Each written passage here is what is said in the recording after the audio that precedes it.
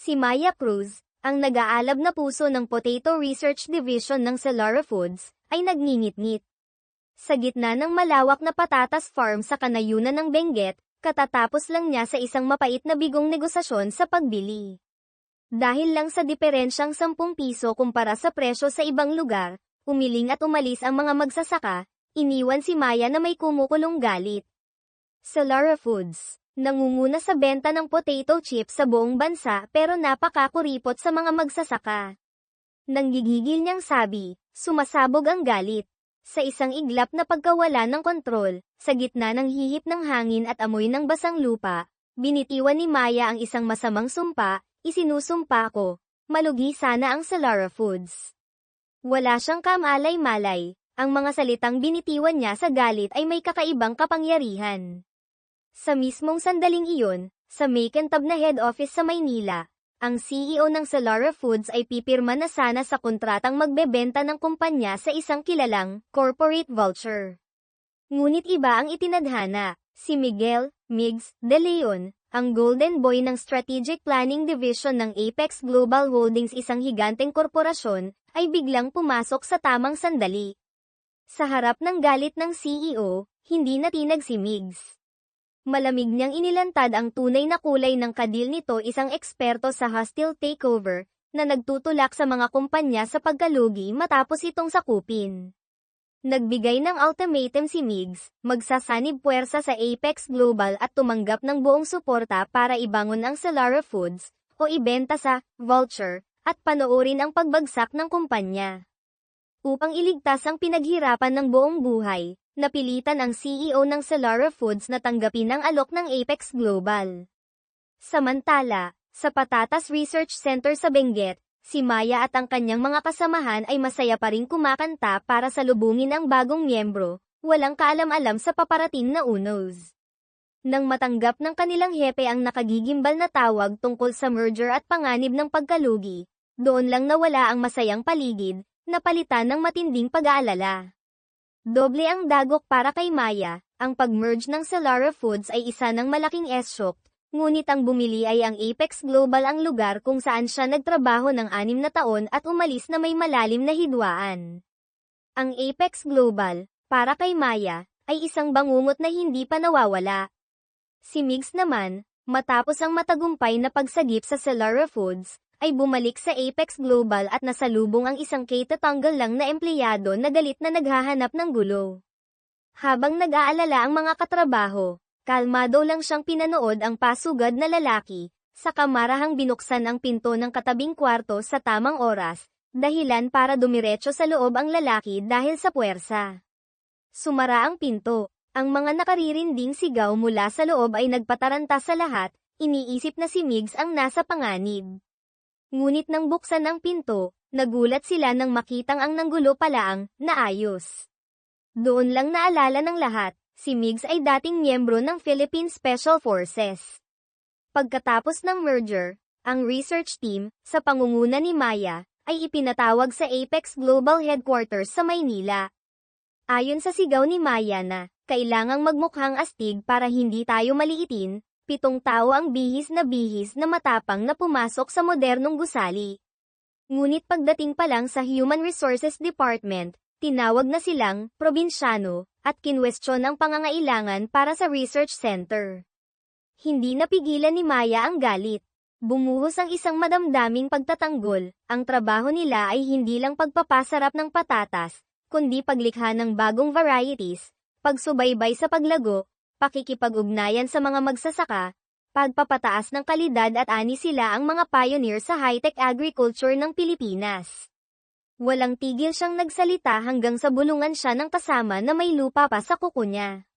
Nagmamadali niyang itinago ang kamay, tinapos ang kanyang talumpati. Nang kunan ng ID picture, sinubukan ng buong grupo na magmukhang cool, pero lahat sila ay nauwi sa matigas at mabangis na itsura.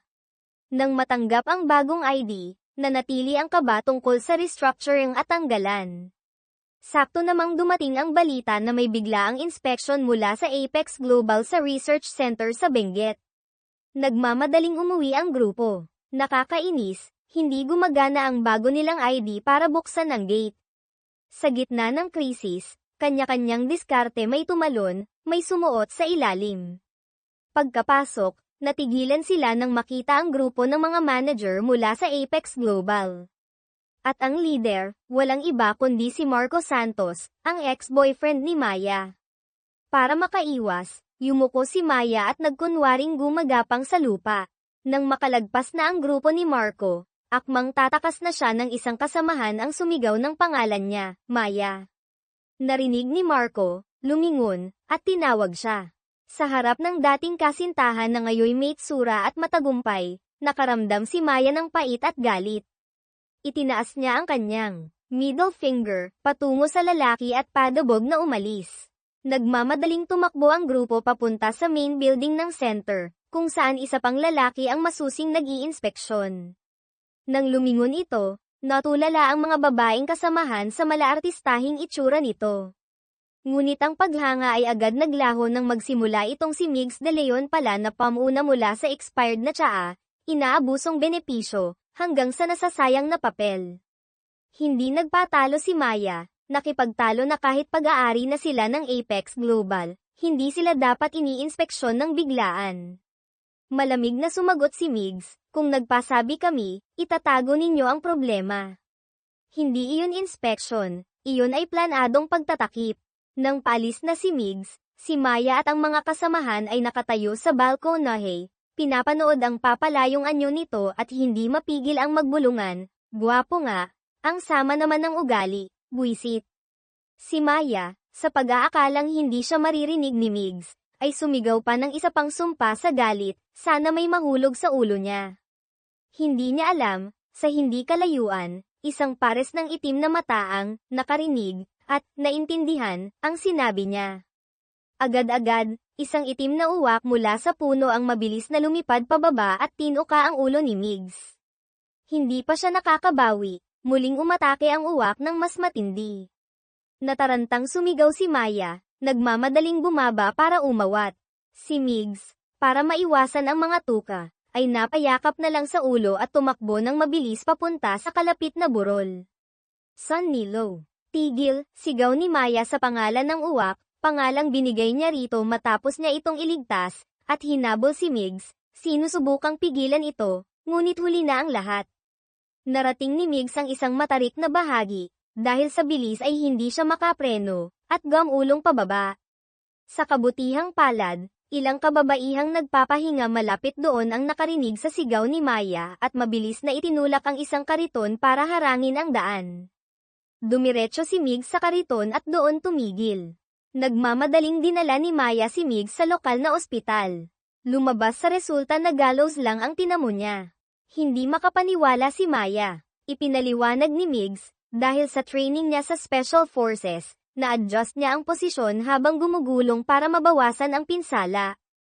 Ipinaliwanag din ni Maya ang tungkol kay Son Nilo, na madalas itong nasa paligid ng center simula nang iligtas niya ito, at minsan ay kumikilos, ayon sa sinasabi niya, bagaman agad niyang itinanggi na sinadya niya ito. Bago umalis, nag-aalalang nagtanong si Maya kung itutuloy pa ba ng Apex Global ang research center. Si Migs, na lihim na nagsuri at nakita ang pagsisikap ng lahat, ay tiniyak na magpapatuloy ang operasyon, at sinabihang mag-focus na lang siya sa trabaho.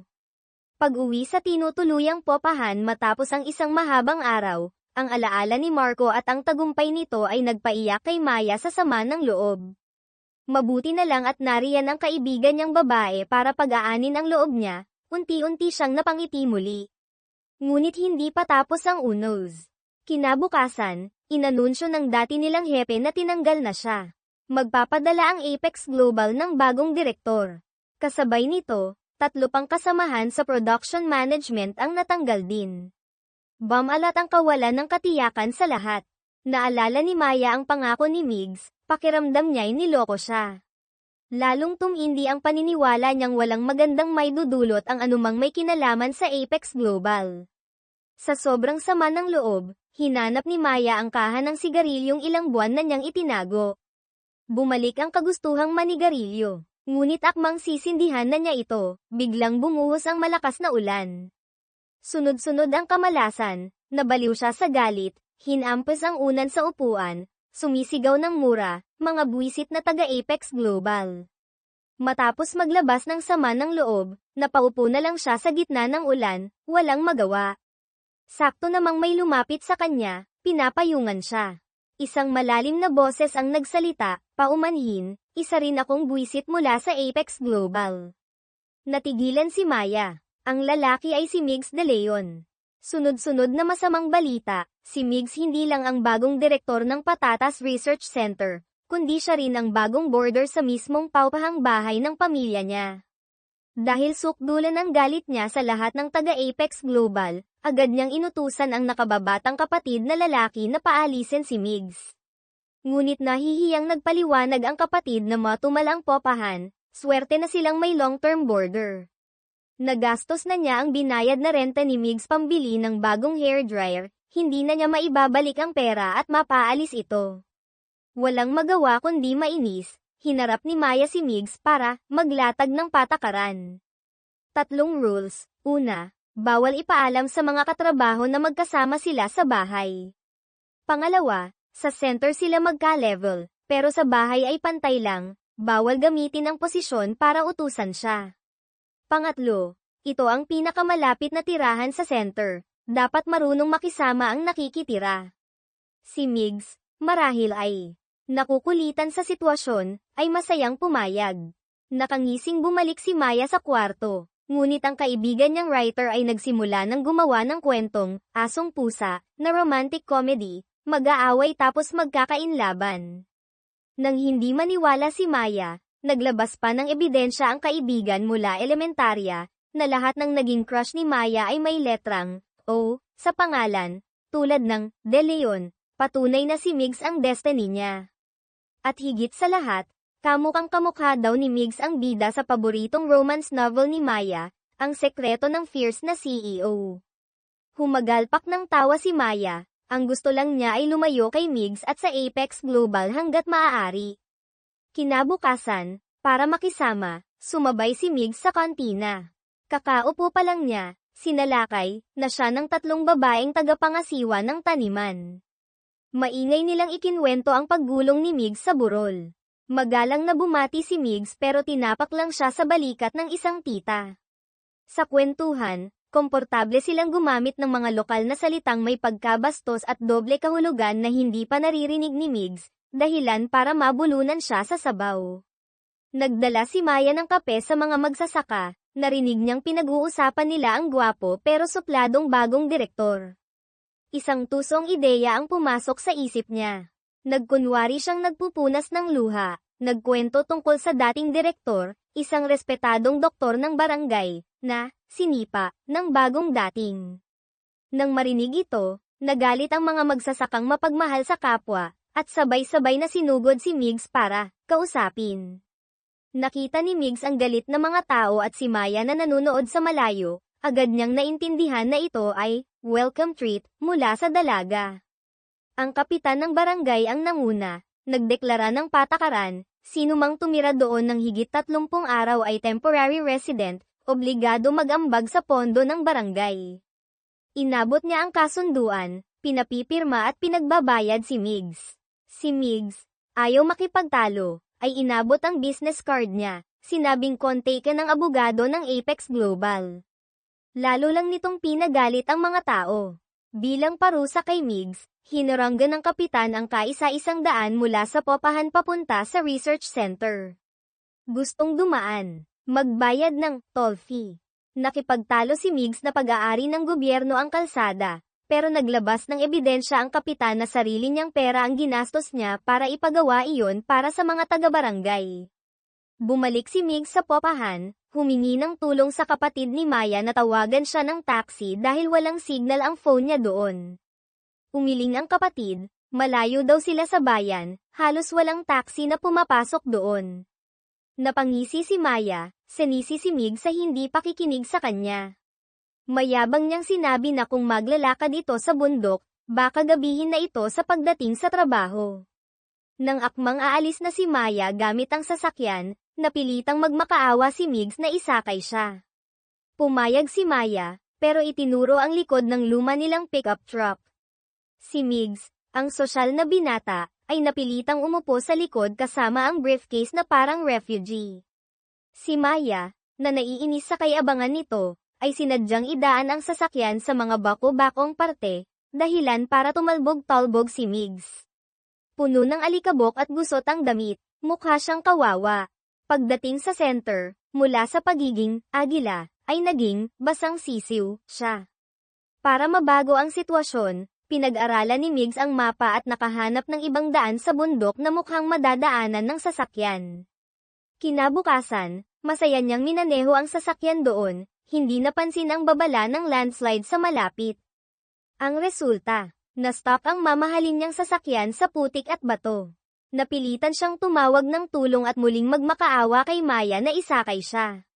Sa pagkakataong ito, gusto niyang umupo sa harap, pero sira pala ang passenger seat. Kahit anong pilit niya, hindi niya ito maayos, kaya balik ulit siya sa likod ng pick-up. Pinayuhan siya ni Maya na magbayad na lang, pero matigas si Migs na hindi siya susuko. Sa ikatlong araw, gumising si Migs ng maaga para abangan ang kaisa-isang bus na dumadaan. Ngunit dumaan lang ito sa harap niya, lulan ang kapitan at ang mga taga-barangay na masayang nagtatawanan. Samantala, sa isang kasalan sa bayan, aksidenteng nakita ng kapatid ni Maya si Marco, ang ex ni Maya. Nagtanong si Marco tungkol kay Maya, at nadulas ang kapatid na nasa Benguet ito, nagre-research ng patatas. Naghinala si Marco, pagbalik sa opisina ay chinek ang listahan ng empleyado ng research center, at nakita nga ang pangalan ni Maya. Bigla niyang naalala na si Migs de Leon ay doon din na-assign. Silang dalawa, magkasama sa trabaho. Sakto namang nakatanggap si Maya ng emergency call, ang taniman ng patatas at sili sa kalapit na lugar ay inaatake ng peste. Malas, ang buong technical team ay na-food poison mula sa handaan kagabi at nasa ospital. Para isalba ang ani, inutusan ng hepe ang lahat ng empleyado ng center, kahit anong departamento, na lumabas at mag-spray ng pestisidyo. Kalalabas lang ni Migs para magtanong kung anong nangyayari nang itulak na siya ni Maya papasok sa sasakyan. Pagdating sa lugar, mabilis na nagsuot ng kumpletong protective gear ang lahat. Si Migs lang ang relax na umiinom ng tsaa at nilalanghap ang sariwang hangin. Nainis si Maya, inutusan siyang magsuot ng gear at tumulong. Frank kanyang sinabi na hindi pa siya nakakagawa noon, pero matapos ang mabilisang training ni Maya, napilitan siyang isuot ang rubber boots, bagaman tumanggi siyang isuot ang makulay na protective suit. Habang nag-spray, sinusubukan pa rin ni Migs na maging cool, isang kamay sa bulsa, isang kamay sa sprayer. Ngunit agad siyang gumawa ng kapalpakan ng mali ang pihit niya, nabangga ang isang babaeng katrabaho, muntik na silang matamba at nagkadikitan pa. Hirap na makatayo, tumulong naman siya sa hepe na tawagin ang operator ng switch, sinenyasan na hindi na gumagana ang sprayer. Ang operator, na naka-headset, akala ay tapos na, pinatay ang buong system. Automatikong umurong ang hose, pumulupot kay Migs, kinaladkad siya sa lupa. Nagkagulo ang lahat, nagsisigawan at nagsesenyasan, bago naintindihan ng operator ang nangyari at mabilis na binuksan ulit ang switch para iligtas si Migs. Pagkatapos ng magulong trabaho, nagpahinga ang lahat. Si Migs, na puno ng putik, ang unang naligo sa pampublikong banyo. Nang mapansing ang tagal niya, nag-alala ang hepe na baka nahimati ito, kaya pinapunta si Maya para tingnan. Kumatok at tumawag si Maya pero walang sumasagot. Nang itulak niya ang pinto, nakita niya si Migs na tapos ng maligo, nakasuot ng puting polo shirt. Basa pa ang buhok, bukas ang ilang butones sa dibdib, kita ang matipunong likod sa manipis na tela, napakagwapo at nakakaakit. Si Maya, na isang appreciator of beauty, ay natigilan, namula ang mukha, at kumabog ang dibdib.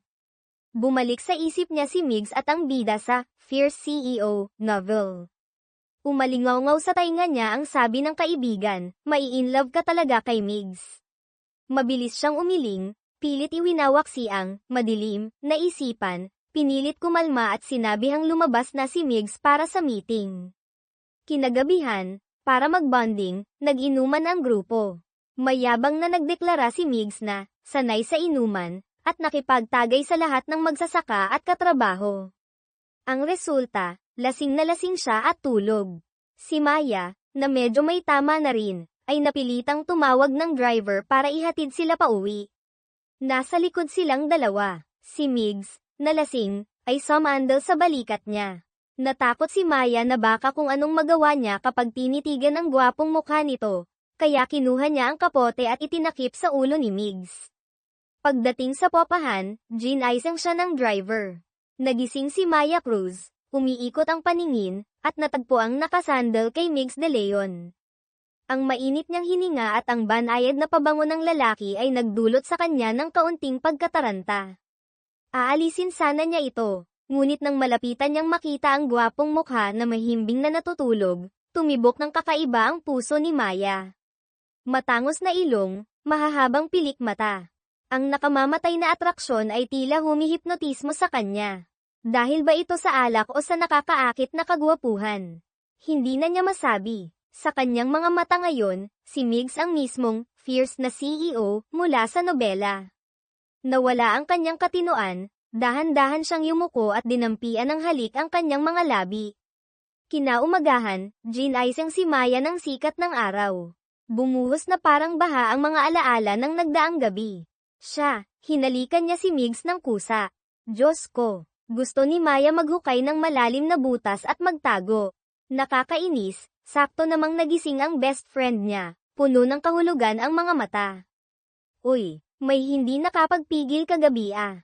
Nagkandaw-tal-yutal si Maya sa pagpapaliwanag na dahil lang iyon sa alak, sa biglaang bugso ng damdamin, ngunit naging walang kabuluhan ang mga salita sa harap ng mapanuksong ngiti at malinaw na katotohanan. Sa gitna ng pagpapanik, gustong mag-text ni Maya kay Migs para humingi ng tawad. Bumuo siya ng mensahe ng paulit-ulit, ngunit bawat salita ay parang pilit at alanganin. Sa huli, nagpasya siyang gamitin ang huling alas, magkunwaring may amnesia. Si Migs naman, tandang-tanda ang lahat. Matapos ang di inaasahang halik, si Maya, imbes na mahiya, ay sumayaw pa na parang batang binigyan ng candy bago tuluyang nakatulog. Naiwan siyang nakatulala, kinukwestiyon ang buong buhay niya. Ano ang nangyari? Para subukang burahin ang imahe, naglinis siya ng ref, nagplansya ng damit, at naggarden pa buong gabi nang walang tulog. Ang tunog ng telepono mula kay Migs ay nagpatalon kay Maya sa takot. Paano niya ito haharapin? Sa sobrang taranta, mabilis niyang pinatay ang tawag. Sakto namang bumaba si Migs mula sa itaas, nakita siyang hawak ang telepono. Nagkunwari si Maya na nasisilaw, mabilis na isinara ang kurtina. Ngunit hindi sumuko si Migs, tumakbo siya at kumatok sa pinto ng kwarto niya. Sa sobrang takot, inihagis ni Maya ang sapatos palabas ng bintana at tumalon para tumakas. Hindi niya inaasahan, naghihintay na pala si Migs sa ibaba, at marahan pa siyang sinalo nito. Sa wakas ay nahuli, seryosong humingi ng paliwanag si Migs. Matigas pa ring nagkunwaring, lasing at walang maalala, si Maya. Napangisi si Migs, inilantad ang kanyang kasinungalingan, ganun ba?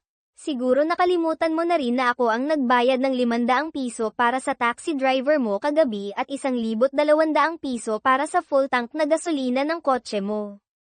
Total 1,700 piso, ibalik mo sa akin. Alam ni Maya na nagsisinungaling siya, pero kung kokontra siya, mabubuking ang amnesia act niya.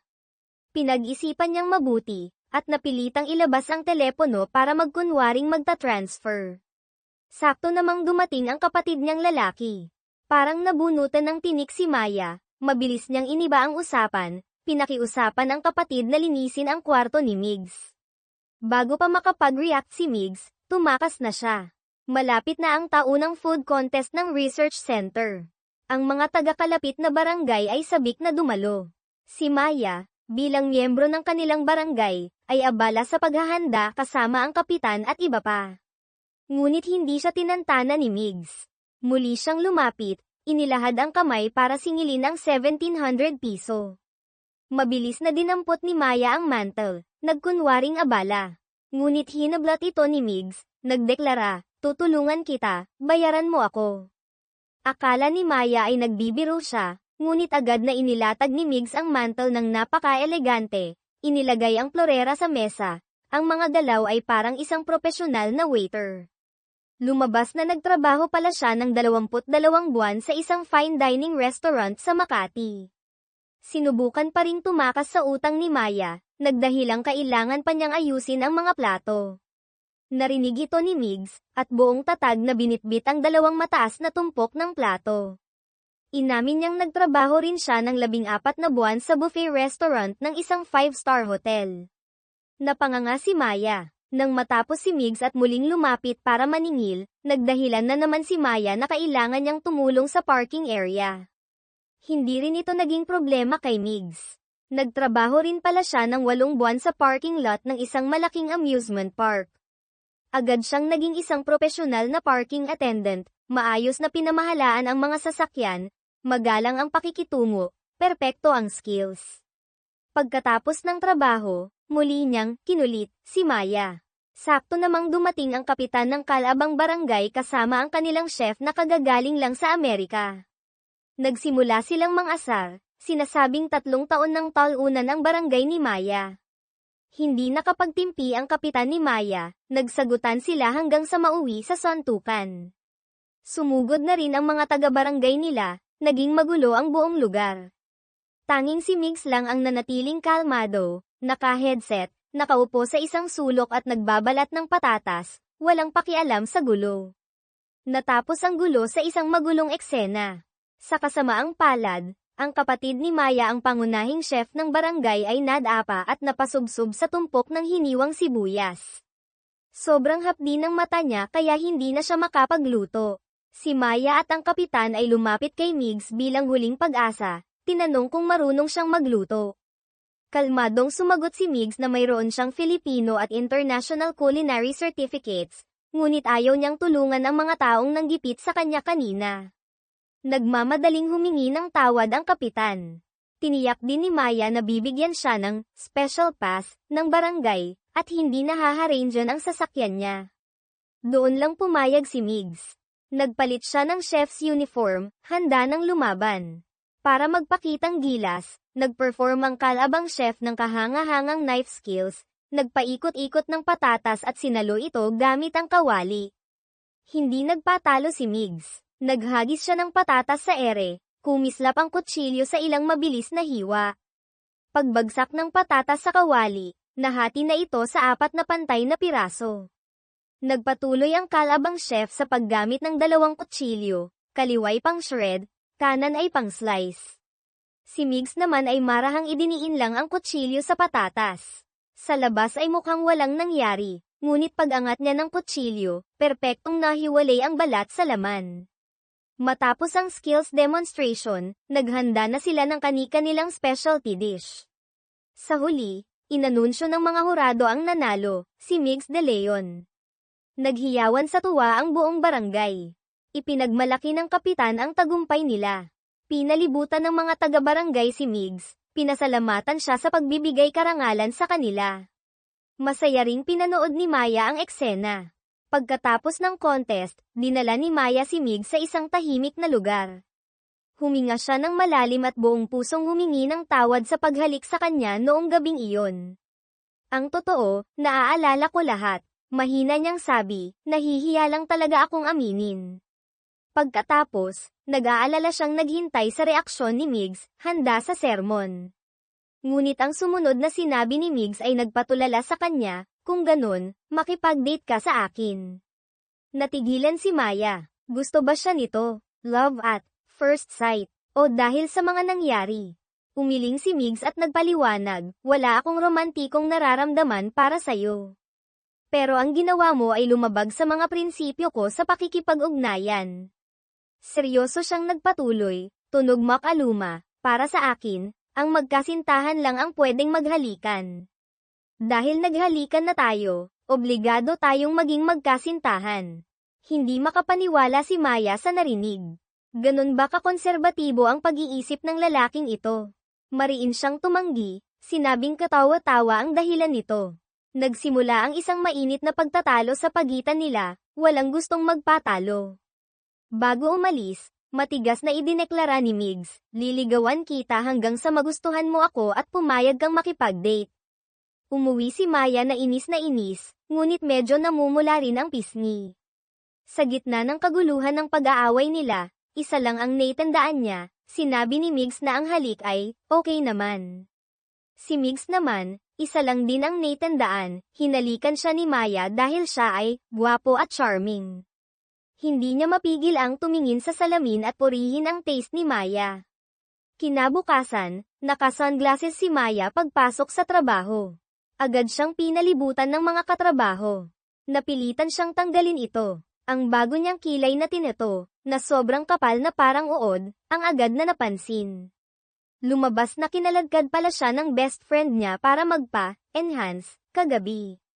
Nagtawanan ang lahat. Kinuha ang mga cellphone para kumuha ng litrato. Napilitan si Maya na makisama sa biruan, nagpost pa ng mga nakakatawang itsura. Sakto namang dumating ang hepe, inanunsyo na bibisita si Chairman Elena Tan ng Apex Global at ang manugang nitong si Director Marco Santos. Dahil sa takot na matakot si Chairman sa itsura ni Maya, inutusan siyang magtago muna. Dumating si Chairman Tan kasama si Marco. Pagdating pa lang, naghanap na agad ng tingin si Marco kay Maya. Ang pangunahing dahilan ng pagbisita ni Chairman Tan ay para makita si Migs, na pinaghirapan niyang i-recruit.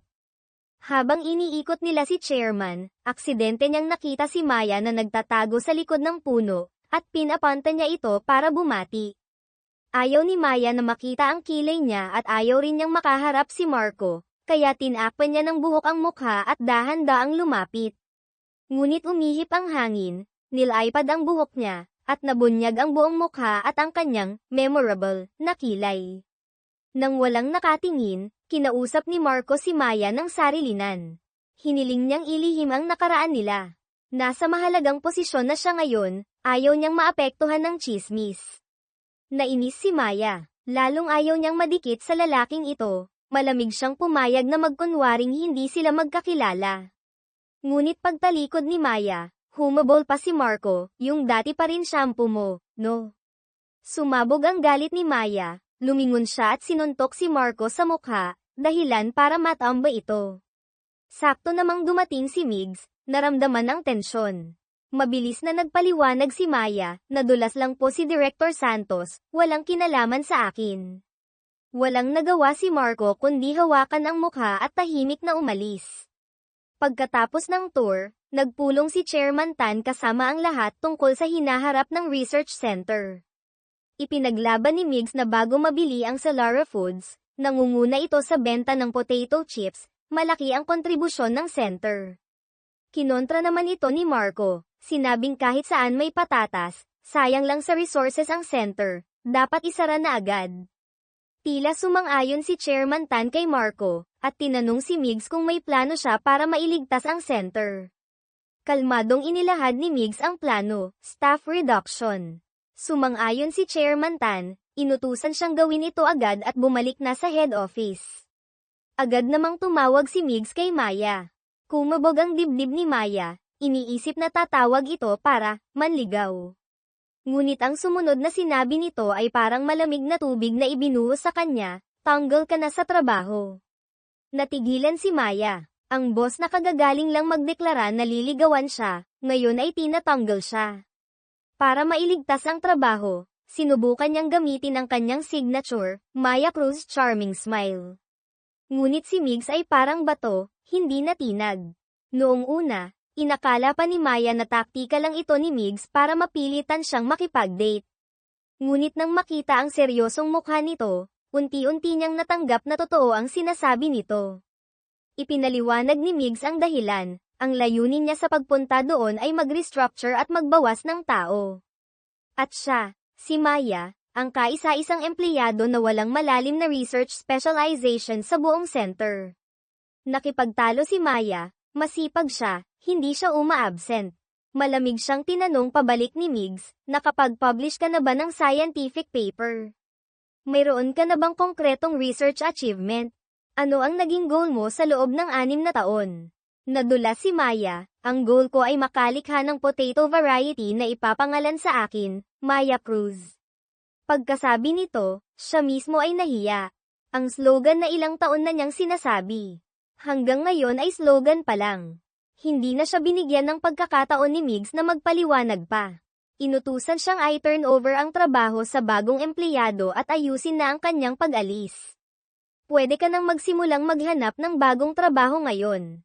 Dahil sa galit at pagkadismaya, napasubsob si Maya sa manibela, nangingilid ang luha. Napanood ni Migs, may bahid ng awa sa kanyang mga mata. Kinagabihan, hindi pa umuuwi si Maya, hindi rin sumasagot sa tawag.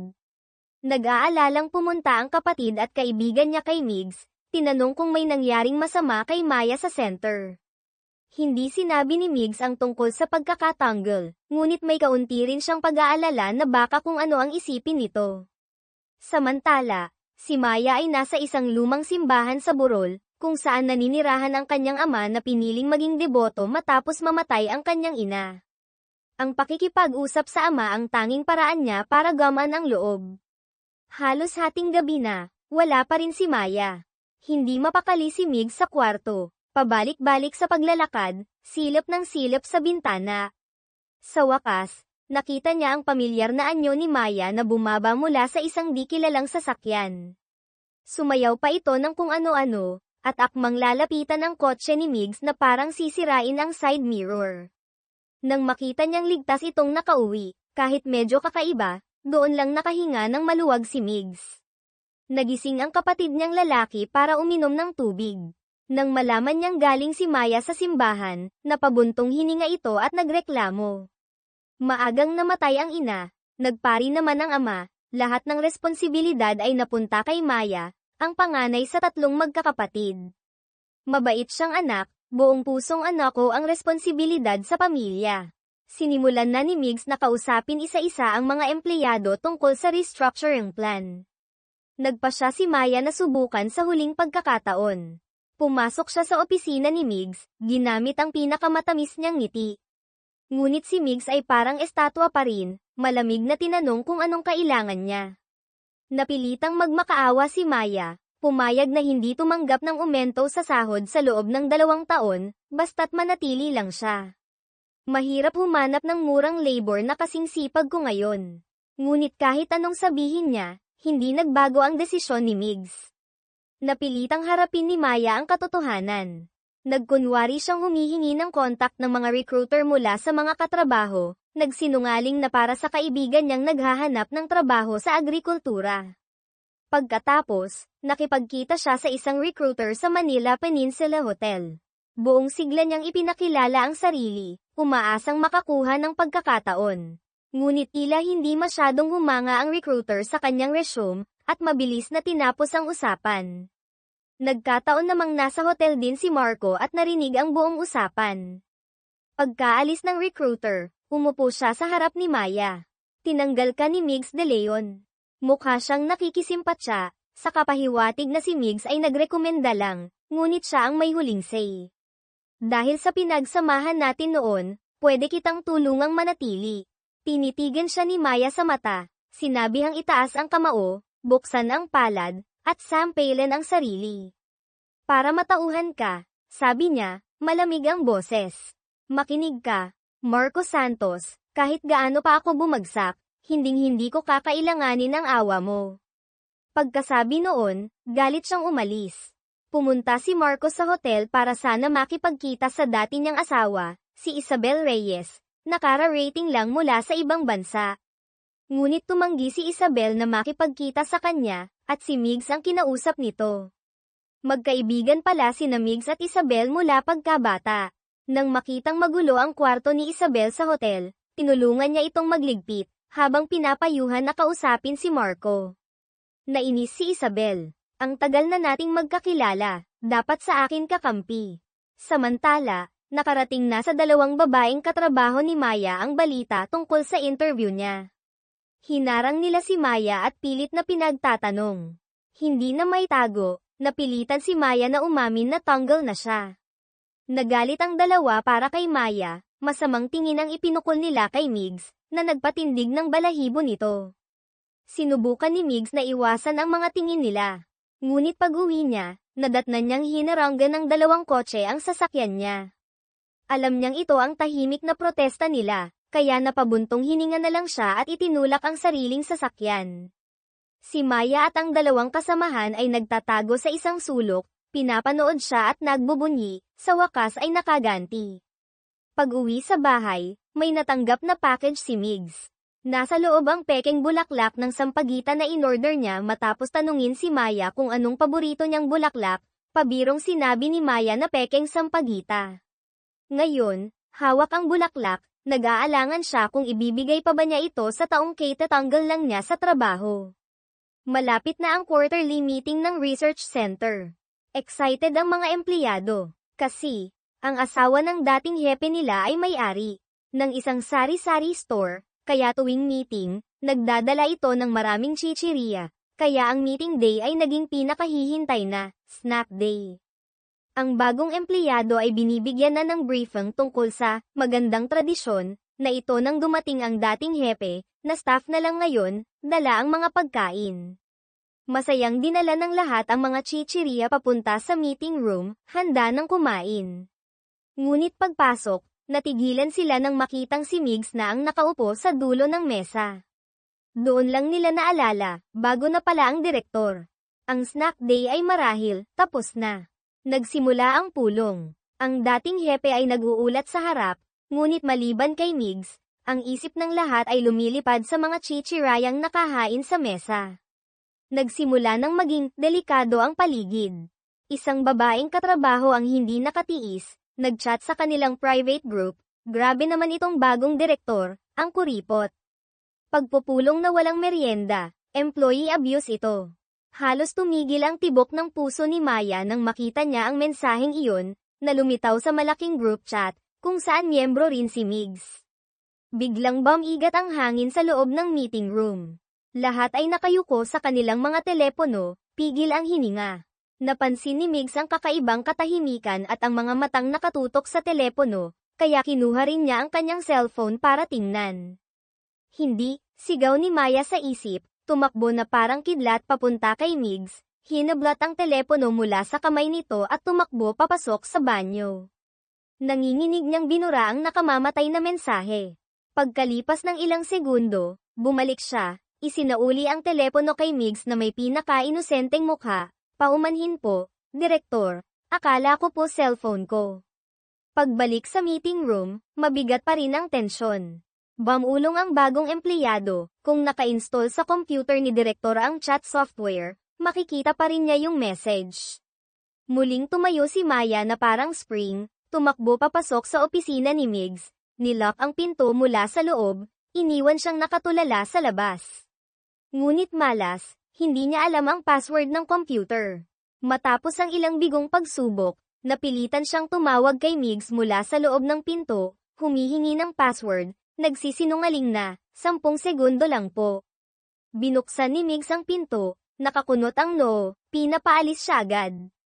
Napilitan na namang umarte si Maya, nagmura po kasi ako tungkol sa inyo sa private chat, mga salitang hindi ko po masabi, tapos nasend ko po sa malaking group.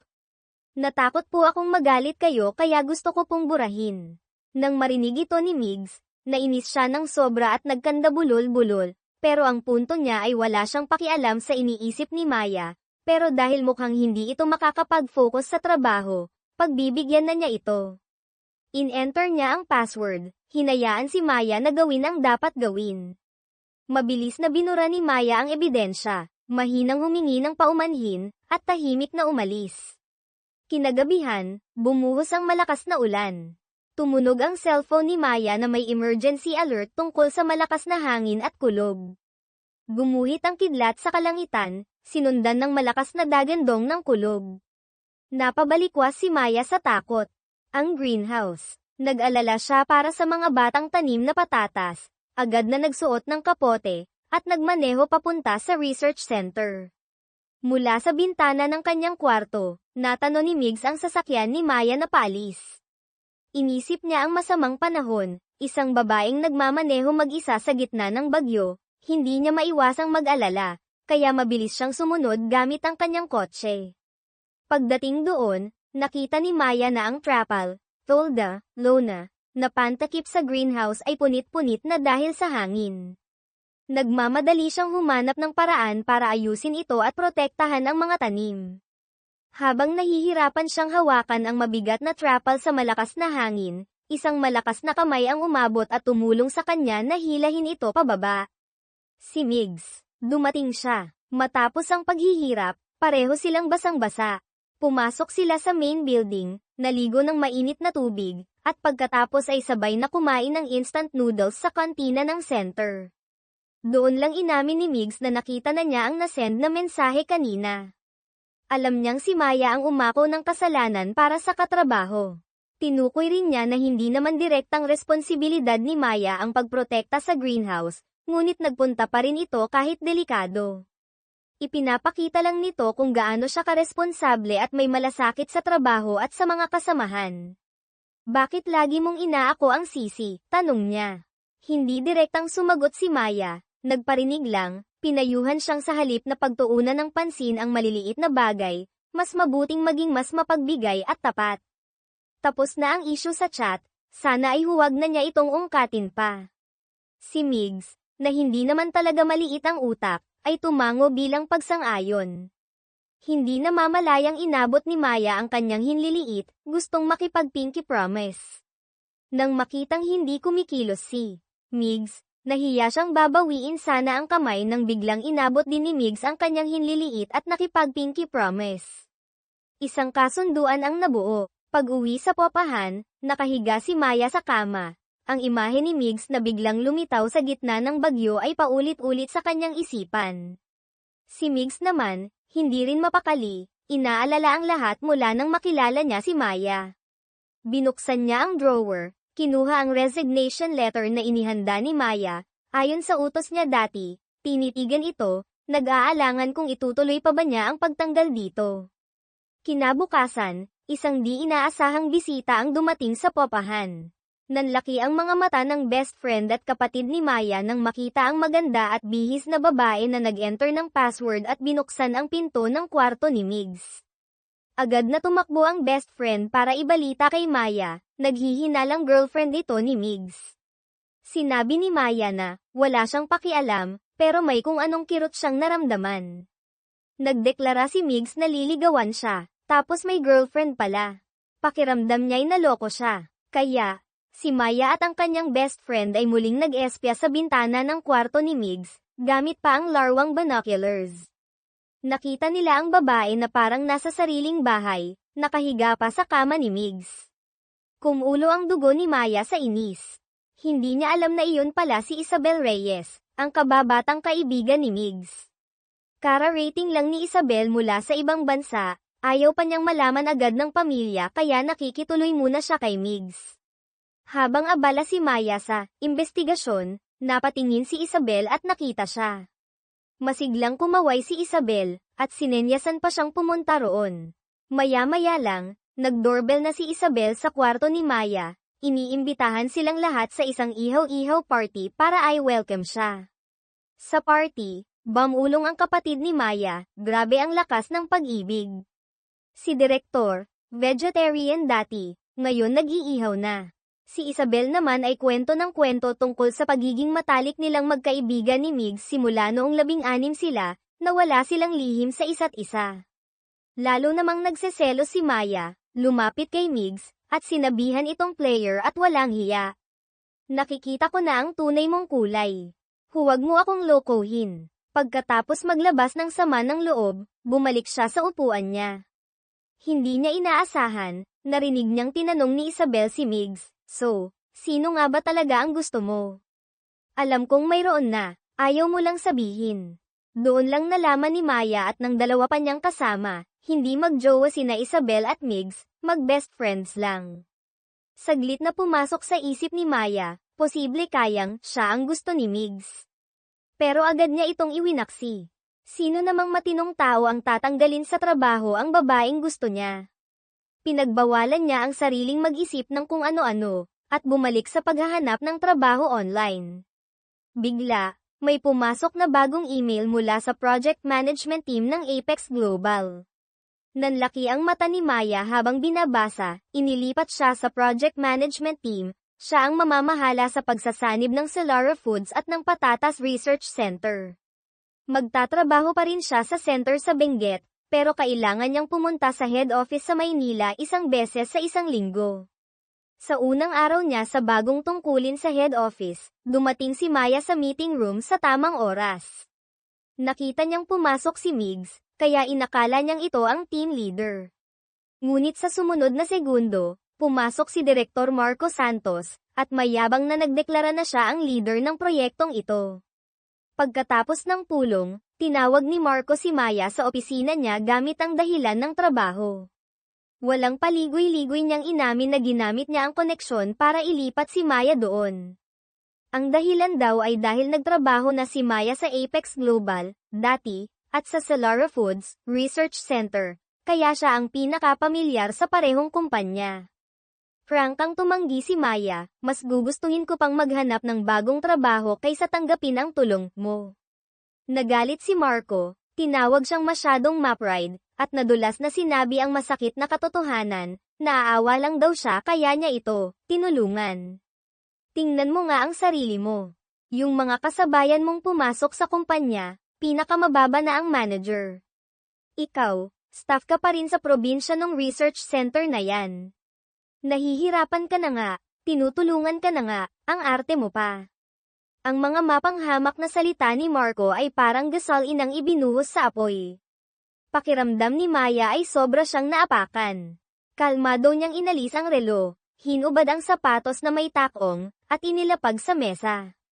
Bibigyan kita ng 10 segundo para bawiin ang sinabi mo. Pagkatapos ng 10 segundo, mayabang pa rin si Marco. Dinampot ni Maya ang sapatos at pinaghahampas si Marco.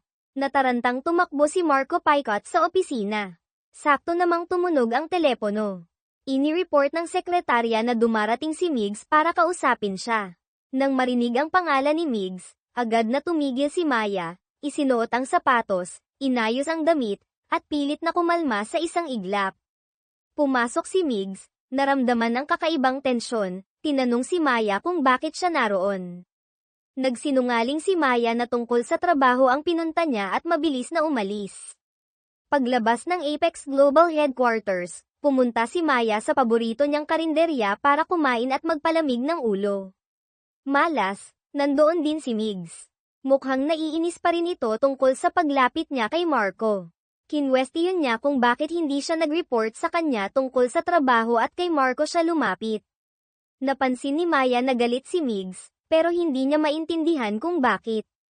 Ipinaliwanag niyang hindi siya nag-overstep, kundi nakipag-usap sa bagong project team leader niya, at hindi niya kailangang humingi ng permiso dito. Paulit-ulit niyang inakusahan si Migs na ginagamit ang posisyon bilang direktor para pahirapan siya. Natalo sa argumento si Migs, kaya mabilis na umalis. Nang malaman ng dalawang kaibigan ni Maya na nalipat na siya, kahit nasa center pa rin, nalungkot sila. Sa araw na opisyal na nagsimula ang bagong assignment niya na kailangan niyang pumunta sa Maynila linggo-linggo, nag-iyakan silang tatlo na parang mabubuwag na ang kanilang patatas squad. Muling sinisi ni Maya, kasalanan lahat ito ng buwisit na Migs na yan. Kung may multo talaga sa mundo, isinusumpa kong mumultuhin siya araw-araw.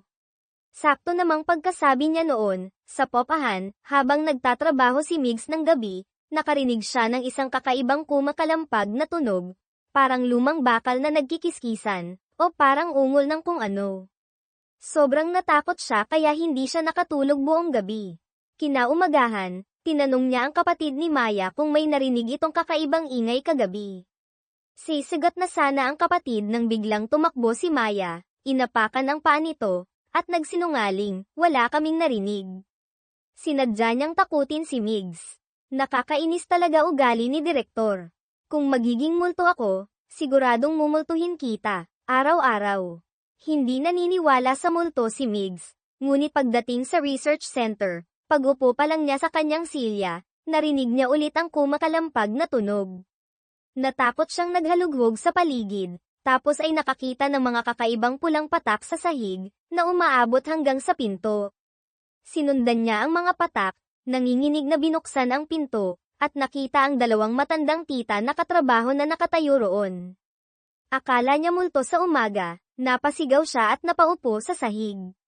Nagmamadaling bumaba ang dalawang tita para i-report ang nangyari sa iba. Lumabas na kahapon pala, habang nasa head office si Migs, pumasok sila sa opisina nito para gumanti, pero aksidenteng natapon ang pulang nail polish sa sahig at nasira ang lumang upuan. Dahil takot na malaman ni Migs, inutusan nila ang dalawang tita na sumilip muna. Hindi alam ni Migs ang totoo, hanggang pag-uwi niya ng gabi ay nanginginig pa rin siya sa takot. Habang nagmamaneho, isang flyer tungkol sa pagpapaalis ng multo ang lumipad at dumaikit sa windshield niya. Binasa niya ito, lalo siyang kinabahan. Kinabukasan, pag-uwi ni Maya at ng dalawa niyang kaibigan sa Popahan, nakita nila ang isang albularyo na nag-aalay sa harap ng pinto ng kwarto ni Migs. Si Migs naman ay taimtim na nakaluhod, nagdarasal na matigil na ang mga kakaibang tunog. Na-realize ni Maya na malala na ang kalokohan niya, kaya mabilis siyang lumapit at sinabi ang totoo, hindi pumulto yan. Tunog po yan ng isang uri ng ibon sa bundok, tuwing tag-init po tumutunog ng ganyan, tinatawag po naming maimong ibon. Kusang humingi ng tawad si Maya kay Migs. Ngunit sa pagkakataong ito, nagpa siya si Migs na gumanti, para maranasan din ni Maya ang pakiramdam ng pag-aalala. Hindi siya pumayag na patawarin ito agad, kailangan daw nitong paulit-ulit na humingi ng tawad para ipakita ang sinseridad. Binigyan ni Maya si Migs ng mansanas. Malamig itong hiniwa ni Migs at isinauli. Hindi nagpatalo si Maya, niyaya siyang magkape. Tumawag naman si Migs ng isang mobile coffee cart at inilibre ang buong research center. Hinugasan ni Maya ang kotse ni Migs. Nag-spray din ng tubig si Migs sa kotse ni Maya. Ang pangunahing layunin ay hindi tanggapin ang anumang pampalubag loob mula kay Maya. Ang best friend at kapatid niya na nanunood mula sa malayo ay hindi nahalatang nag-aasaran sila, sa halip ay nagbulungan, ay, grabe, naglalambingan na sila.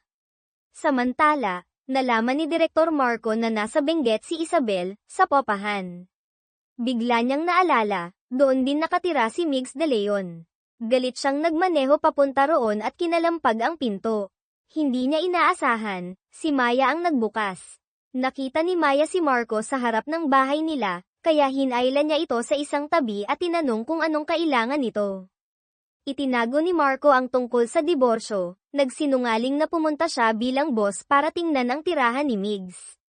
Pagkatapos, tinanong niya kung bakit nandoon si Maya. Mayabang na sumagot si Maya, bahay ko to, natural nandito ako. Sumakit ang ulo ni Marco. Pumunta siya sa kanyang tauhan, si Ginoong Reyes, para maglabas ng sama ng loob. Pinayuhan siya ni Ginoong Reyes na aminin na lang ang tungkol sa diborsyo. Sa kakatago niya, nagmumukha siyang kawawang single na habol ng habol sa ex-wife. Nahalata ni Ginoong Reyes na ginagawa ito ni Marco para hindi mawala ang titulong manugang ni chairman. Ikinwento ni Marco na si Isabel ay nasa Popahan ni Maya, at nandoon din si Migs. 3 taong kinaiinisan niya, magkakasama sa iisang bubong. Hinding-hindi niya pwedeng hayaang malaman nila ang relasyon niya kay Isabel, kaya humingi siya ng tulong kay Ginoong Reyes para mapalipat si Migs. Bumalik si Maya sa Popahan, huminto sa tapat ng pinto ni Migs. Hindi niya maiwasang maalala ang mga nakakatawa pero medyo sweet din na pag-aasaran nila kahapon. Pareho silang nasaktan, parehong pagod. Gusto sanang tawagan ni Maya si Migs para makipagbati, pero ayaw niyang maunang sumuko. Sakto namang tumunog ang telepono niya. Si Migs. Sinabi niyang nakita niyang hindi maganda ang itsura ni Maya, kaya hindi na siya galit. Hindi na raw nito kailangang gumawa ng mga pampalubag loob. Tuwang-tuwa si Maya, tumakbo sa bintana para tingnan si Migs. Nakita niyang nakatingin din ito sa kanya. Nagkatitigan sila sa bintana habang nag-uusap sa telepono. Biglang naging medyo awkward at romantiko ang paligid. Lalo na nang magpaalam si Migs, malambing niyang sinabi, matulog ka na. Namula ang mukha ni Maya, bumilis ang tibok ng puso niya. Para itago ang kilig, mabilis niyang tinapos ang tawag. Kinabukasan, nagpatawag ng pulong si Migs, inanunsyo ang plano na sa susunod na taon ay mag-i-import ng bagong potato variety mula Amerika, ang Masa, para sa produksyon ng potato chips, papalitan ang kasalukuyang ginagamit na patatas diwa. Ang dahilan ay mas maikli ang growing cycle at mas mataas ang ani ng masa. Mariing tumutol ang dating hepe. Ang patatas diwa ay sariling develop nila, 15 taon nang ginagamit, walang dahilan para palitan. Ipinaliwanag ni Migs ang mga bentahan ng masa, at naglabas ng potato chips na gawa sa 2 variety para patikman sa lahat. Unang sumubok si Maya. Hindi siya naniniwalang mahihigitan ng masa ang sariling gawa nila. Ngunit pagkatapos matikman, napilitan siyang aminin, halos walang pinagkaiba ang lasa. Para ipagtanggol ang produkto ng center, tumakbo si Maya sa laboratorio at kinuha ang bagong variety na develop nila, ang Hiraya. Kaya rin ng Hiraya ang ani ng masa. Next year, malawakang testing na, sa susunod na taon pwede nang i-register. Nang makitang nagdududa pa rin si Migs, hinailan niya ito para personal na makita ang taniman ng Hiraya. Maliit ang espasyo sa loob ng pick-up, silang 2 lang, kaya medyo naiilang si Maya. Kaya naman, nagsimula siyang magsalita ng walang tigil tungkol sa kahalagahan ng pagsuporta sa lokal na varieties. Sa kalagitnaan ng pagsasalita, naalala niya ulit ang sitwasyon niya na malapit ng matanggal, humina ang boses niya. Wala na siyang karapatang magsalita tungkol sa kinabukasan ng center. Sinabi niyang naiintindihan niya ang posisyon at prinsipyo ni Migs, pero sinusubukan pa rin niya sa huling pagkakataon. Mahal niya ang trabaho niya, maaari pa ba niyang hilingin na pag-isipan ulit ni Migs ang pagtanggal sa kanya? Kinaumagahan, nagising si Maya sa loob ng sasakyan, nakita niyang nasa labas na si Migs, nagsusuri ng mga tanim. Tahimik siyang lumapit at nagsimulang magtrabaho kasama nito, may halong pagod sa mukha. Direktor, yan pong tinitingnan nyo ay kamote, hindi patatas, reklamo niya. Hindi nyo nga makilala ang tanim, tapos kayo ang direktor. Pagkatapos, inayos niya ang headlamp ni Migs at itinuro ang tamang taniman ng patatas. Pagsikat ng araw, dumating ang mga katrabaho sa center, at nagulat nang makita sina Maya at Migs na natutulog sa loob ng pick-up, magkahawak pa ang mga kamay. Agad silang nagkumpolan para tingnan, kumpirmadong hindi lang simpleng magkatrabaho ang dalawa. Nagsimula silang magtsismisan kung sino ang hindi bagay sa sino. Nagising ang dalawa sa tunog ng cellphone. Binuksan ni Maya ang pinto at bumaba, nagtatakang nakita ang hepe at mga katrabaho na nakadapa sa lupa. Sabay-sabay silang nagsinungaling na nag-eehersisyo lang daw sila. Hindi naintindihan ni Maya, pero dahil sa prinsipyo ng pakikisama, damapa na rin siya at sumali. Samantala, sa Maynila, pinuntahan ni Direktor Marco si Migs, inabutan ito ng susi. May rest house ang mga magulang ni Ginoong Reyes malapit sa research center sa Benguet, na ayos na lahat. Pwede ka nang lumipat doon agad. Nagtaka si Migs, hindi niya maintindihan kung bakit biglang naging interesado si Marco sa tirahan niya. Mabilis niyang nahalata ang hindi magandang motibo ni Marco, at naging curious kung bakit gusto siyang paalisin nito. Nang makitang hindi tinatanggap ni Migs, nang asar si Marco, narinig ko kasing hindi kayo magkasundo ni Maya Cruz. Baka nakakaapekto sa trabaho yang magkasama kayo sa bahay. Kung hindi mo sana nakalimutan kahapon yung importanteng memo tungkol sa proyektong ilang buwan. Nang sinusubaybayan, si Migs, na napaka-istrikto sa trabaho, ay natigilan. Naalala niya kahapon, nang tumawag ang telepono tungkol sa memo, mahimbing na natutulog si Maya sa kotse. Para hindi ito maistorbo, pinatay niya ang tawag. Ang malaking pagkakamaling ito ay parang sampal sa kanya. Humigpit ang kamao ni Migs, nagpasya siyang kailangan niyang kontrolin ang nararamdaman niya. Kinagabihan, nakita ni Maya mula sa bintana na bukas pa ang ilaw sa kwarto ni Migs, kaya tinawagan niya ito. Tinitigan ni Migs ang screen ng telepono ng matagal, ngunit hindi sinagot. Nagtaka si Maya, pumunta siya at kumatok sa pinto ni Migs, tinanong kung bakit hindi niya sinasagot. Malamig na nagsinungaling si Migs na hindi niya nakita ang tawag. Medyo nahiya si Maya, pero sinubukan pa ring mag-alok, bukas, sabay na tayong pumunta sa Maynila para sa training sa head office. Malamig na sumagot si Migs, gusto kong mag-isa. Pagkasabi noon, tumalikod siya at pumasok sa kwarto, isinara ng malakas ang pinto, iniwan si Mayang nakatulala sa labas. Si Isabel, na nakasaksi sa eksena, ay napailing na lang. Tinanong niya si Migs kung sino ba talaga ang gusto nito, sabay, sermon, na ang pag-ibig ay parang traffic light, dapat pula, rejected, o berde, go, hindi pwedeng dilaw na alanganin. Ngunit pakiramdam ni Migs ay nasa yellow light stage nga ang nararamdaman niya, nag-aalangan, hindi alam ang gagawin. Sa project meeting kinabukasan, hindi mapigilan ni Maya ang sariling mapatitig kay Migs, puno ng pagmamahal ang kanyang mga mata. Ngunit si Migs ay parang hangin lang siya, hindi man lang siya tiningnan. Tanghal iyan, habang kumakain sa kantina, narinig ni Maya ang ilang nagbubulungan tungkol sa kanya at kay Direktor Marco. Sakto namang dumating si Migs. Sinadyang balewalain ni Maya ang mga chismis, masiglang niyaya si Migs na sumabay sa kanya. Ngunit parang walang narinig si Migs, dumiretso sa ibang mesa at umupong mag-isa. Napahiya si Maya at nainis. Ayaw na niyang marinig pa ang mga bulungan, iniwan niya ang pagkain at mabilis na umalis sa kantina. Pumunta siya sa isang tahimik na sulok sa labas. Ang pakiramdam na nag-iisa at pinag-uusapan ay katulad noong 6 na taon na ang nakalipas, nang masangkot siya sa kontrobersya sa Apex Global at batikyusan ng lahat. Bumalik ang lungkot, tahimik na tumulo ang kanyang mga luha. Sakto namang tumunog ang telepono niya. Si Direktor Marco. Sumiklab ang galit, dumiretso si Maya sa opisina ni Marco, kinumpronta ito kung anong kailangan nito. Nakita ni Marco na namumugto ang mga mata niya, akmang aaluin sana ngunit tinabig siya ni Maya.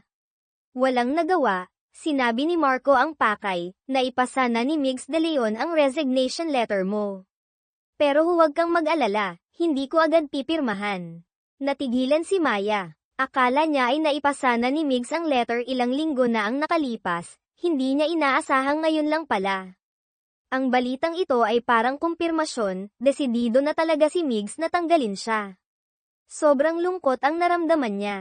Pag-uwi sa puwapahan, dahil sa sama ng loob, muli niyang hinanap ang kaha ng sigarilyong matagal na niyang tinihil. Akmang sisindihan na niya ito nang mapako ang tingin niya sa paso ng pekeng sampagita sa harap ng pinto ng kwarto ni Migs. Naalala niya, ito ang bulaklak na sinabi niya nang tanungin siya nito kung anong paborito niya. Halo-halong inis at sakit ang naramdaman niya, kinalampag niya ng malakas ang pinto ng kwarto ni Migs. Bakit mo binili to? Bakit minsan ang bait-bait mo, tapos biglang ang sanggit-sanggit mo na parang yelo? Alam mo ba na yang paiba-iba mong ugali, nababaliw na ako na nahulog na sayo. Iyon ang hangganan na gusto kong lampasan. Lumapit si Migs, malalim ang boses, nakatitig sa mga mata ni Maya, ipinapakita ang matinding pagnanais na sirain ang pader sa pagitan nila, hindi na mapigilan ang nararamdaman. Nakita ni Maya ang hindi may tatagong pagnanasa sa mga mata nito, namula ang mukha niya, kumabog ng malakas ang dibdib. Nang akmang may gagawin na si Migs, natarantang umatras si Maya, tumakbo sa isang tabi para pakalmayan ang sarili. Maya-maya, bumalik siya sa harap ni Migs, gustong marinig ang mas malinaw na pagpapahayag mula rito. Dahan-daang ikinwento ni Migs ang nakaraan niya, inabandonan ng mga magulang, lumaki sa bahay ampunan.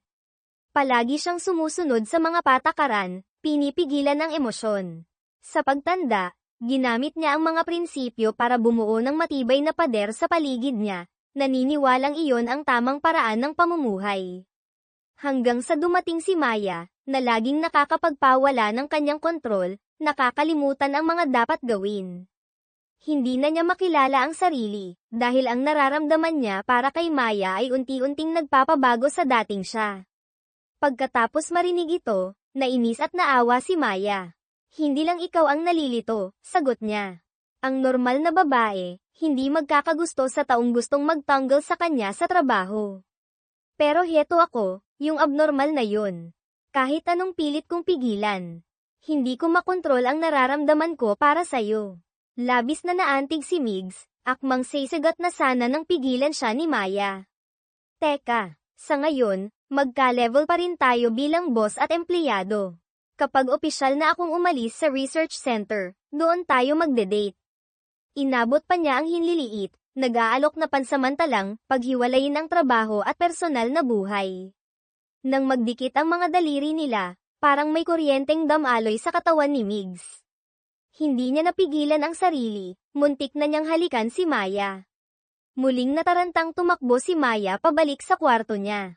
Kinaumagahan, pagdating ni Maya sa research center, napansin niyang nagkukumpulan ang mga katrabaho sa harap ng computer, parang may pinapanood na sikreto. Sinubukan niyang lumapit pero itinulak siya palayo. Sakto namang tinawag siya ng dating hepe papunta sa opisina ni Migs para pag-usapan ulit ang pagpili ng potato variety, kung sigurado na ba sa hiraya. Pagkaalis ni Maya, nakahinga ng maluwag ang mga katrabaho. Lumabas na matapos nilang makita sina Maya at Migs na magkasama sa sasakyan, nag-conclude silang may secret relationship ang dalawa. Ngayon, nagkukumpulan sila para tingnan ang compatibility nilang dalawa sa isang online love calculator. Sayang lang, birthday lang ni Maya ang alam nila, wala silang mahanap na info tungkol kay Migs. Pagdating ni Maya sa opisina ni Migs, muli silang nagtalo tungkol sa potato variety, bawat isa may kanya-kanyang punto. Sa gitna ng tensyon, biglang nagtanong si Migs, galit ka pa ba sa akin? Sumagot si Maya, pilit na pinoprofesyonal ang boses, kaya kung paghiwalayin ang trabaho at personal na buhay. Pero sa usaping potato variety, hahanap ako ng paraan para talunin ka. Buong araw, nag-focus si Maya sa paghahanap ng data para patunayan ang potensyal ng hiraya. Hindi siya nakita ni Migs. Pagkatapos ng trabaho, natagpuan din niya si Maya na abala pa rin sa opisina. Akmang magpapatuloy na naman sana si Maya sa argumento nang mag-alok si Migs, mag-date tayo. Sabay silang lumabas para maghapunan. Sa daan, hindi nila mapigil ang magtalo ulit tungkol sa patatas. Napailing si Migs, itinigil ang sasakyan sa gilid ng daan, malambing na tiningnan si Maya at humingi ng paumanhin sa pagiging masyadong makulit. Parang suntok sa buwan ang naramdaman ni Maya, nainis na binuksan ang pinto ng kotse at bumaba. Nagdeklara na ayaw na niyang kumain. Mabilis siyang hinabol ni Migs, marahang hinawakan ang kamay niya, nagmamakaawang makipagbati. Sa huli, nadala rin si Maya sa biglaang lamang nito. Magkahawak kamay silang naglakad sa gabi. Gusto ni Maya na dalhin si Migs sa kanyang secret spot, kung saan siya madalas mag-relax isang romantikong sulok sa tabi ng ilog. Ngunit hindi niya alam na ang best friend at kapatid niya ay nagkumpirma na ng kanilang relasyon at may sweet na date doon mismo. Nang marinig ang boses ni Maya at Migs na papalapit, mabilis na hinailan ng best friend niya ang kapatid para magtago sa mga halaman. Nakita ni Migs ang wine at masasarap na pagkain na nakahanda sa mesa, inakala niyang espesyal itong inihanda ni Maya para sa una nilang date, puno ng pasasalamat ang puso niya. Si Maya naman ay nagtataka, paling-galing na hinahanap kung sino ang may-ari ng romantikong setup. Sa sandaling iyon, nakita ni Migs ang isang liham sa mesa, inakalang para sa kanya ito mula kay Maya, kaya binuksan niya ito. Pagkabasa sa nilalaman, nagbago ang itsura niya, natakot at tumakbo palayo. Dinampot ni Maya ang liham at binasa. Nakasulat doon ang mga napakabastos at malalaswang salita. May gagawin ba tayong exciting mamayang gabi, mahal, kasama ang mga hindi kaaya-ayang suhestyon. Sumigaw si Maya na hindi siya ang nagsulat, pero wala na si Migs.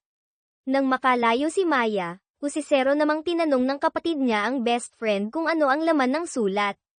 Ngumiti ito ng nakakaloko, sinabing love letter niya iyon para sa kapatid, at ibinulong ang mga salita sa tainga nito. Pagkarinig, nanlaki rin ang mga mata ng kapatid sa pagkagulat. Kinabukasan sa trabaho, nagmamadaling nagpaliwanag si Maya kay Migs tungkol sa nakakadiring sulat. Hindi ako nagsulat noon. Pro Misa. Oo, aaminin ko, may gusto ako sa'yo, at oo, nagkaroon din ako ng mga medyo hindi inosenteng iniisip, pero hindi naman ako ganon ka-pervert para isulat yung mga yun. Tsaka, dir-diretso niyang sabi, normal lang naman mag-imagine kapag may gusto ka sa isang tao, pero yung mga imahinasyon ko tungkol sa ating dalawa, wholesome naman, swak sa GMRC. Hindi pa natatapos magsalita si Maya nang may narinig silang malakas na kalabog sa likod. Si Mang John, TTRUNG John, ang tagapamahala ng taniman, ay lumabas mula sa likod ng ref, may hawak na patatas. Kinailangan ni Maya at Migs na magdala ng basket ng prutas sa bahay ni Mang John para manuhol. Pilit na itinatanggi ni Maya ang relasyon nila, ngunit prank ang umamin si Migs. Opo, kami na po. Sana po sikreto lang natin. Nanghihinayang na napakamot si Mang John sa ulo. Nako, naikwento ko na sa dalawang tita. Kaya, walang nagawa ang dalawa kundi hanapin naman ang dalawang tita para suhulan. Pagpasok pa lang nila sa opisina ng dalawang tita, tumunog ang cellphone ni Maya. Ang dating hepe pala. Maya, iya, totoo bang ikakasal na kayo ni Direktor? Nataranta si Maya, mabilis na bumalik sa common office, akmang magpapaliwanag ng matuklasang alam na pala ng lahat, at tinatawag na siyang aso girl. Lumabas na dati pala siyang nagsabi na kung magkaka-office romance ulit siya, tatawagin siyang aso. Ngayon, napako ang pangako niya, kaya tinanggap na lang niya ang bagong palayaw. Si Migs, ngayong alam na niyang lantad na ang relasyon nila, ay naging mas comfortable. Sa tanghalian, umupo siya sa harap ni Maya, kinuha ang pagkain para rito, puno ng lamang ang mga mata, hindi na nahihiyang ipakita ang pagtingin niya sa harap ng lahat. Ngunit hindi niya alam, ang eksenang ito ay kinukuhanan pala ng litrato ni Ginoong Reyes mula sa labas ng pinto. Lumabas na para masubaybayan ang bawat galaw ng ex-wife niyang si Isabel. Binaliwala ni Direktor Marco ang pagtutol ni Migs at ipinadala si Ginoong Reyes sa research center sa dahilan na, tutulong, daw ito. Ini-report ni Ginoong Reyes kay Marco na wala na si Isabel sa popahan, at si Migs ay karelasyon na ni Maya. Hindi naniwala si Marco. Ayaw ni Migs sa mga babaeng maingay at madaldal tulad ni Maya, imposible silang maging magjowa.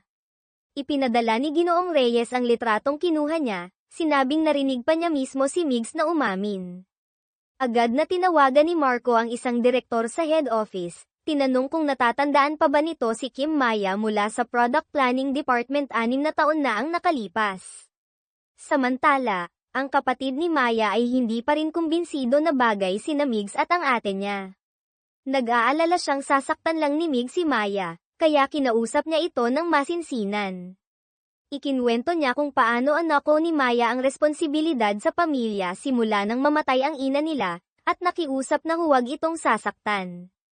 Seryosong nangako si Migs na poprotektahan at aalagaan niya si Maya. Para makuha ang loob ng future brother-in-law, tinulungan pa ni Migs ang kapatid ni Maya sa pag-manage ng finances ng popahan. Natuklasan niyang hindi man lang nito alam ang basic cost and profit calculation. Gumawa si Migs ng detalyadong spreadsheet, at pinahanap sa kanya ang dahilan kung bakit hindi kumikita ang popahan. Natuklasan ng kapatid na ang pangunahing dahilan ay, si Maya at ang best friend nito dahil libre ang tirahan at pagkain. Kaya gumawa siya ng makasaysayang desisyon, simula sa susunod na buwan, kailangan na nilang magbayad ng renta at pagkain.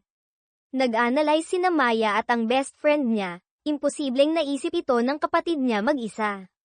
Siguradong si Migs ang nasa likod nito. Bilang ganti, pinalayas nila ang kapatid at si Migs sa bahay.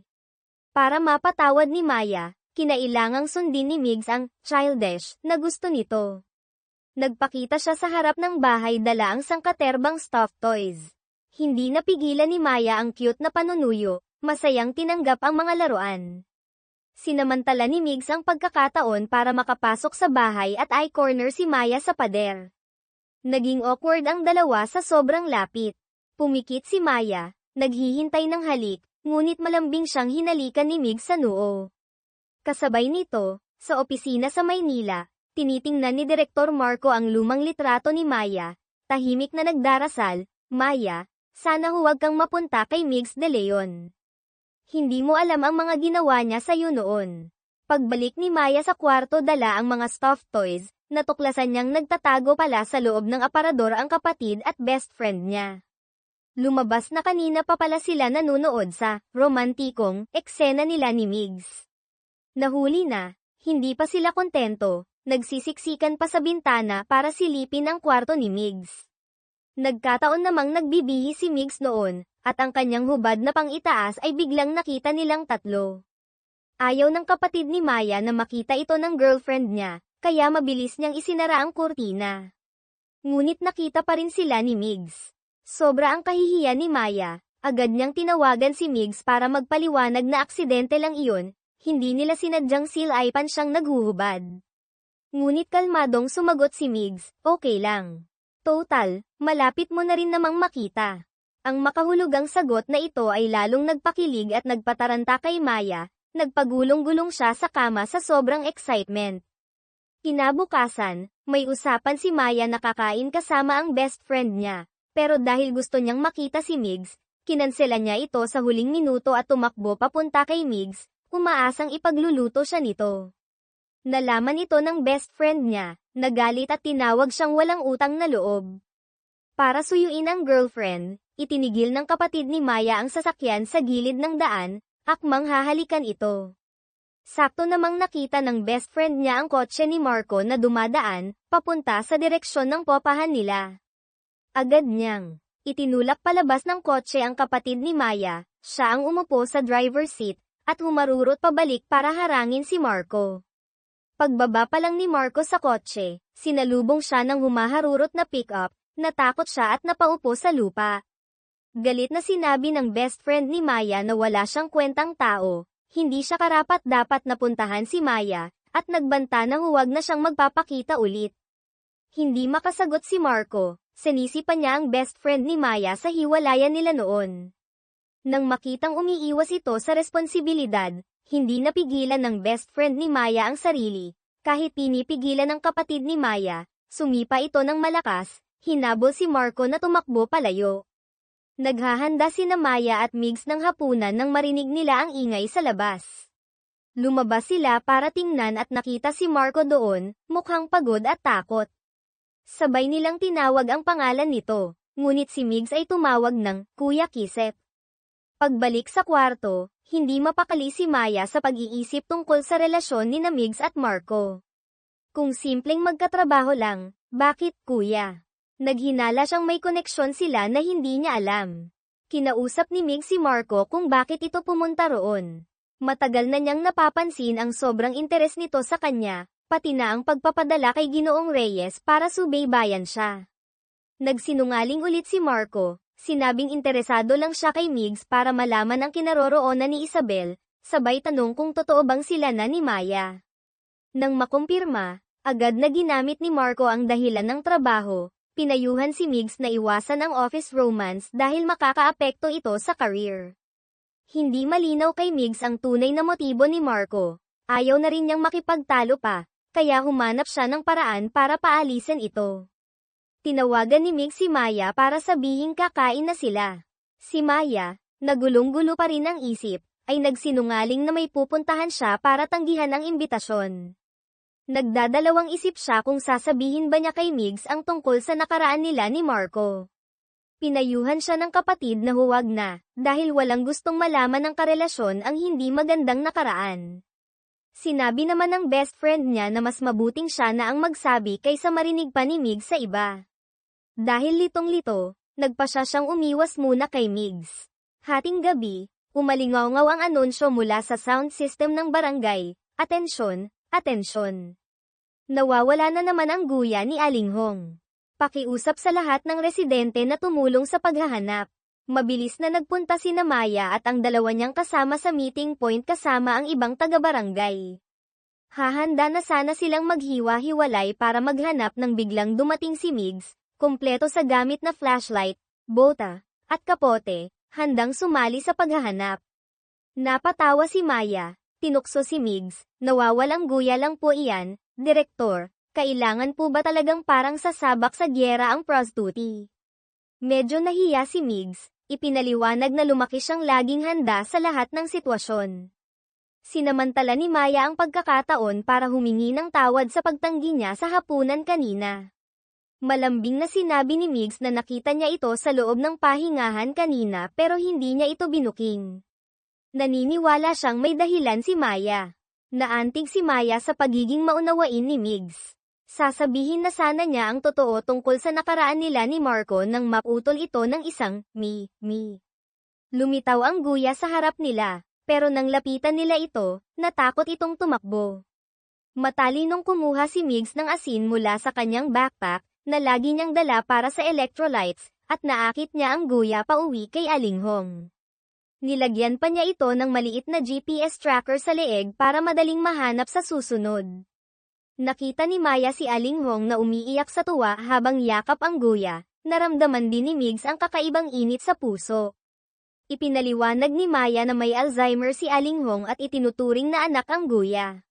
Dahil kay Migs, natulungan nila ito ngayong gabi.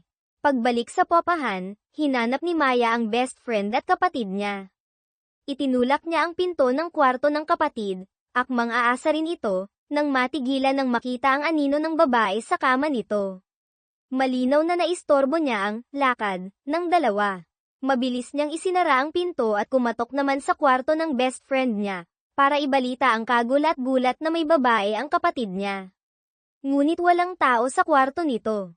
Tinawagan niya ang best friend, ngunit nagulat siyang marinig ang ringtone nito, mula sa loob ng kwarto ng kapatid niya. Muling pumasok si Maya sa kwarto ng kapatid, at nahuli ang dalawa na nagmamadaling nagbibihis.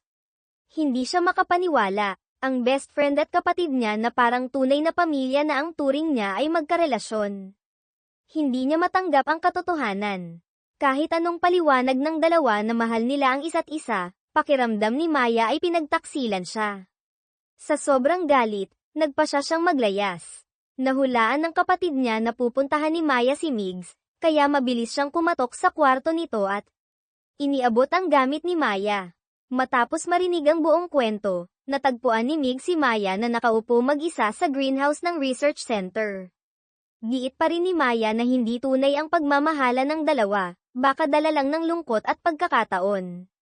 Matiyag ang pinakinggan ni Migs ang mga hinaing niya, pagkatapos ay sinabing hindi siya pwedeng matulog sa greenhouse. Nag-alok siya, gusto mo, samahan kitang maglayas. Naantig si Maya sa lamang at pag-aalala ni Migs. Para siyang isang matamis na candy na nagpainit sa puso niya. Hindi ako malambing, bulong ni Migs, puno ng kahulugan ang mga mata, umaatake ako. Parang nasa ulap na sumunod si Maya kay Migs papunta sa isang malapit na hotel. Iniisip ang mga posibleng mangyari, kumakabog ng malakas ang dibdib niya. Pinakalma niya ang sarili, matanda na tayo, ano bang kinakatakot ko? Pagkatapos maligo, lumabas siya ng banyo. Nauutal na nagtanong, dapat ba, mauna akong maligo? Ibig sabihin, si Migs dapat ang mauna. Inabutan siya ni Migs ng malinis na tuwalya, sinabing gawin niya ang gusto niya, pero siya, aalis na. Nadismaya si Maya, inakusahan si Migs na pinaglalaroan na naman siya. Tinitigan siya ni Migs sa mata, seryosong sinabi, hindi pwede ngayong gabi. Hindi maganda ang mood mo. Puro kapatid mo at best friend mo ang nasa isip mo. Naintindihan ni Maya na iniisip lang siya ni Migs. Lumapit siya, niyakap ito, may halong pagtatampo, sa susunod na akitin mo ulit ako ng ganito. Hindi pa siya natatapos, bamulong ulit si Migs sa tainga niya, sa susunod, wala ka ng oras para magalit. Muling kinilig si Maya kay Migs. Hindi niya akalain na ang lalaking ito na puno ng prinsipyo ay magaling din palang magpakilig. Palagi siyang talo sa mga banatan nilang dalawa, pero buong puso niya itong tinatanggap. Kinabukasan, tinawagan ni Isabel si Marco para makipagkita. Pagkakita pa lang, hiniling niyang yakapin siya ni Marco. Nang mag-atubili si Marco, si Isabel na ang yamakap dito. Sakto namang dumating sina Migs at Maya sa head office para sa meeting. Pagbukas ng elevator, natigilan silang dalawa nang makita sina Marco at Isabel na magkayakap. Nagulat na tinawag ni Mig si Isabel. Si Maya naman, biglang naalala ang wedding invitation na ibinigay ni Marco sa kanya noon. Ang pangalan ng bride doon ay Isabel Reyes. Ang ex niyang si Marco at ang asawa nitong si Isabel ang babaeng nakitira sa popahan nila ay magkasamang nasa harap ni Maya.